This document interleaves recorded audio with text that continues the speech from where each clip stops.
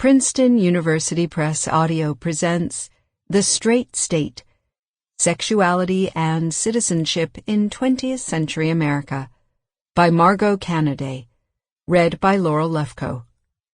This book was originally published in 2009 as a university press intent on preserving the integrity of publications for historical context and academic discourse.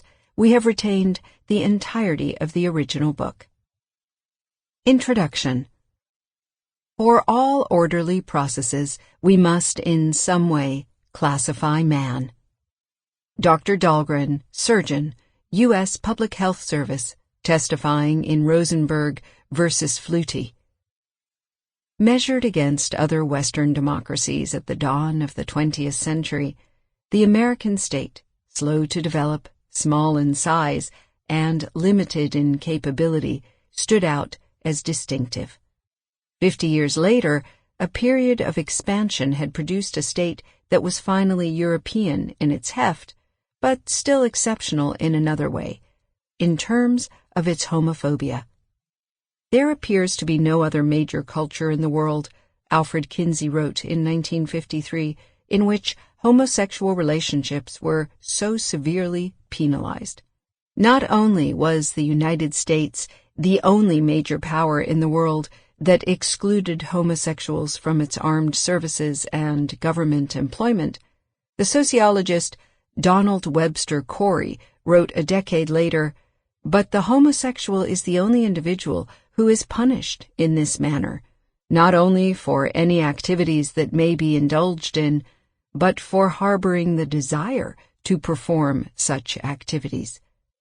Those suspected of homosexuality were purged from the civil service and military in astounding numbers at Midcentury.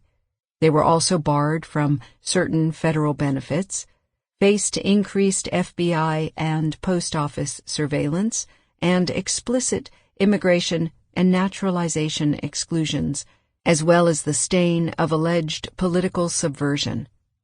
It seems a paradox. How did a state that was so late in coming construct such a vast apparatus for policing homosexuality, and why? Unlike comparable European states, which were well established before sexologists discovered the homosexual in the late 19th century, the American bureaucracy matured during the same years that scientific and popular awareness of the pervert exploded on the American continent. This study examines three of the engines of the 20th century state: the Bureau of Immigration, the military, and the federal agencies that administered welfare benefits, to demonstrate how federal interest in homosexuality developed in tandem with the growth of the bureaucratic state. In emphasizing the relationship between state formation and homosexual identity, I not only seek to put the history of sexuality into closer dialogue with political and legal history, but to complicate what has now become a standard interpretation within the field of gay and lesbian history as well, namely, that extreme state repression of sex and gender nonconformity in the mid-20th century was a result of the sudden visibility of gays and lesbians during and after World War II. That explanation is not exactly wrong, but it is incomplete. World War II was a watershed moment in the state's relationship to homosexuality, yet homosexuality was not a new phenomenon for state officials during and after the Second World War. Rather, federal bureaucrats had been aware of traits and behaviors that were coming to be associated with homosexuality for at least half a century. The regulatory response to this knowledge before the war, however, was fairly anemic.